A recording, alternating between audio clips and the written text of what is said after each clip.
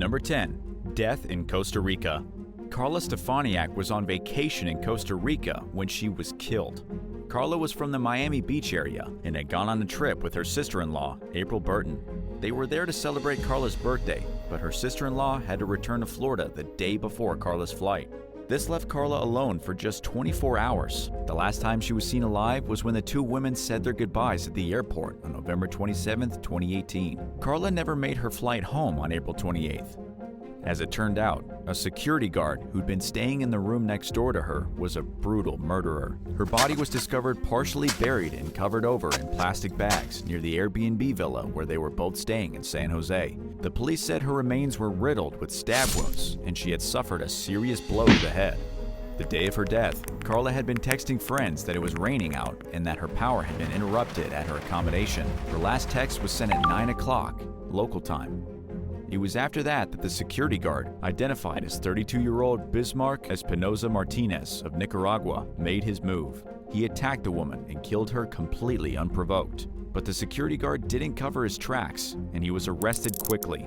He's since been sentenced to 16 years in a Costa Rican prison. Number 9. Struck by lightning. A security guard in Indonesia got the shock of a lifetime when he was electrocuted on December 20th, 2021. It was a terrifying ordeal for the security guard, who had been walking around in the rain with an umbrella when he was struck by lightning. The umbrella acted like a lightning rod, attracting a great bolt of electricity that knocked the man to the ground. The security guard's name is Abdul Razid. He had been patrolling a rainy courtyard in the coastal Indonesian town of Cilincing, North Jakarta. His encounter with the bolt of lightning was captured on video. In the footage, he can be seen strolling through the rain with his umbrella. Then the lightning bolt zapped his umbrella, disintegrating it in a shower of sparks and sending the security guard falling to the ground. Luckily, there were other security guards in the area who saw what happened. They ran to his rescue, managed to get him to the hospital, and he survived. He suffered only minor burns to his hands and was discharged from the hospital 4 days later. Number 8. McDonald's security. A woman in Birmingham, England, was caught on video throwing her drink at a McDonald's security guard in front of the restaurant early on a Sunday morning in the summer of 2021. The woman appeared to be extremely wasted and had gone out of her way to pick a fight with the guard. In the shocking video footage, the woman can be seen walking to the front entrance of the restaurant, stopping in front of the security guard, then deliberately emptying her drink on her head. It's not exactly clear what made her think she could get away with this. You can tell in the footage it was a deliberate and malicious attack on behalf of the drunk woman. You can also see that it didn't turn out the way she had probably been hoping. The security guard was so mad that he grabbed her, pulled out a baton, and beat the snot out of her. Obviously, the security guard was also in the wrong here. He hit her once extremely hard with the baton, knocking her to the ground. He then proceeded to kick her while she was down, right in the face, and added a few more whacks with the baton for good measure. He walked away, seemingly satisfied, but the woman got up and shouted at him, and so he went in for a second round of beating. After the video of the attack went viral, the 47-year-old security guard was arrested for assault. Who do you think is in the wrong in this scenario? Number 7. Beaten with his own radio. A Delta Airlines security officer was viciously assaulted at JFK Airport in New York by a trio of savage women. The attack happened in a jetway in September of 2021. The security officer informed the women that they were not able to board their flight in San Juan, Puerto Rico. He said they were disoriented and visibly intoxicated and refused to properly wear their masks. The security officer notified the crew about the situation with the three, and the captain and other employees confirmed they were not allowed to fly. When he asked if they would please leave, they refused. The women became belligerent, screaming and shouting at him, and then attacked. When the three attacked, they managed to rip away the security guard's radio and then beat him violently with it. The poor guy was literally beaten with his very own radio, knocked to the ground on the jetway, and then kicked. When a gate agent came rushing to his assistance, the women then turned on him. They punched the guy in the face, knocking him to the ground, as well as continuing their vicious assault on the two men. Both had been treated at the hospital for serious injuries. Obviously, you can't get away with this kind of thing in an airport of all places. All three women were arrested and charged with assault. They're currently out on bail, but could each face 10 years in prison if convicted. Number 6. Shoplifting gone wrong. A security guard working for a Boston fashion retailer got in major trouble for the way he handled a shoplifter on June 9, 2019. The security guard, identified as Mohammed Khan, was charged with assault and battery on a child under the age of 14. after beating up an 11-year-old who had tried to shoplift. What did she try to steal? According to the victim's mother, Sharice Williams, her daughter had tried to get away with a package of socks. The preteen took the pack of socks, was on her way out the door, and the security guard grabbed her.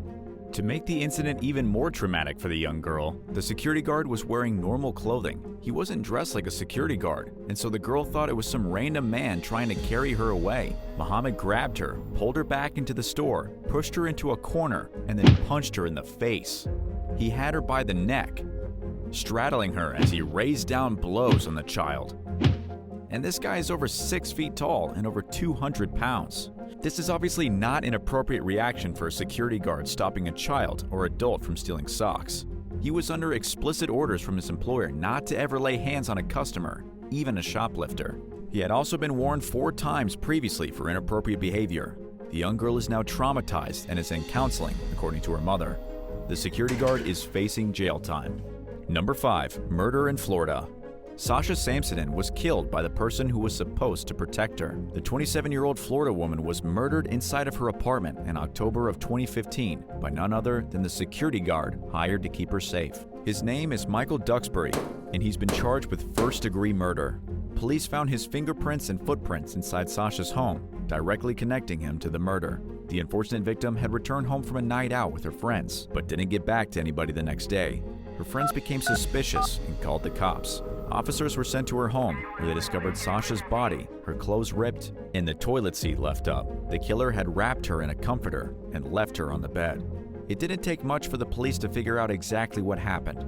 Sasha was drunk when she came home last night. Michael saw her as an easy victim, and he used his access as a security guard to let himself into her home and kill her. Number 4. Stabbed at Walmart. Ron Bevan was working as a security guard at a Walmart in Campbell River, British Columbia, for just over a month when he was stabbed.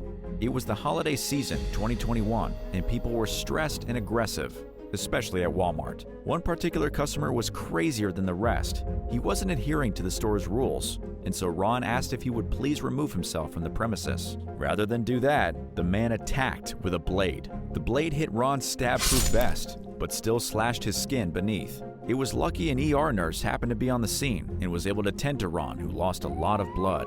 He was whisked to the hospital and went on to make a full recovery. As for the attacker, his name is Nathan Sprout, and he's been charged with aggravated assault with a deadly weapon. Number 3. Impersonating a cop. A security guard bit off more than he can chew when he tried to impersonate an officer in March of 2020 and found himself being arrested. This bizarre case comes to us from Florida, where a security guard dressed up like an actual police officer tried to pull over an off-duty cop for speeding. Omar Ford was on his way home from his job as a security guard when a vehicle passed him at a very high speed. The cop appeared to be swerving, and Omar was worried that the driver was drunk. So he pulled up alongside the car with an intention of saying something to the driver, but as he was in the process of doing this, the car flashed its lights. It was an off-duty cop who was speeding down the road, and the whole thing blew up in Omar's face. The cop slowed down, got behind Omar's car, and then flashed his own lights. He pulled the security guard over and was shocked to see Omar was wearing a vest with Criminal Task Force written on it, equipped with a badge, gun, and taser. Criminal Task Force is the name of Omar's security business, but he still looked a lot like a cop. He looked enough like a real officer that a lot of ordinary people probably would have assumed he was some kind of authority. He may not have technically been trying to impersonate a police officer. He didn't pull anyone over and pretend to be a cop, but he got charged with it anyway. You might say his biggest crime was bothering a real police officer who was trying to speed with impunity. Number 2. The security officer who snapped. At Horace Mann Middle School in Florida, a security guard got into a fight with one of the students in August of 2021. The security officer, a grown man by the name of Antoine Ruffin, was arrested when he willfully and intentionally punched a student who refused to go to class. The unusual altercation was caught on video by another student who saw the whole thing unfold. The security guard can be heard screaming at the student, telling him to go to class. He was getting extremely agitated and seemed to be working himself into a frenzy the louder he screamed. Finally, he lashed out and punched the student square in the chest. Nobody was injured, but this was obviously something that shouldn't have happened. The security guard, after very much overstepping his boundaries, is now facing charges of child abuse. And number 1, shooting a grandmother. It was February 1st, 2022, when security guard Victor Brown shot and killed an innocent grandmother who had been minding her own business in the street. Her name was Bobby Johnson, and she never saw it coming. The incident started at a Chicago liquor store where Victor worked as the store security. He was approached by a man who was no longer allowed in this particular place of business, and Victor told the guy to leave. But Victor also became belligerent and aggressive, putting his fists in the man's face. The man responded by firing a shot from a handgun he had concealed in his pocket. The bullet hit Victor in the leg, and seconds later, a shootout had erupted. Victor fell to the ground, pulled out his handgun, and started firing at the man as he ran away. Victor shot at least 20 live rounds as the guy fled down the block, shooting even as he crossed a busy intersection. One of these bullets happened to hit Bobby Johnson as she was walking down the street, killing her. In the aftermath, one innocent woman was left dead. The man who shot Victor is still at large, and the security guard has been charged with first-degree murder as a result of his recklessness. Would you rather be the security guard of a Walmart, a liquor store, or a McDonald's? Which do you think is more dangerous? Let us know in the comments, and thanks for watching. Hit that subscribe button if you haven't already, and I'll see you on the next one.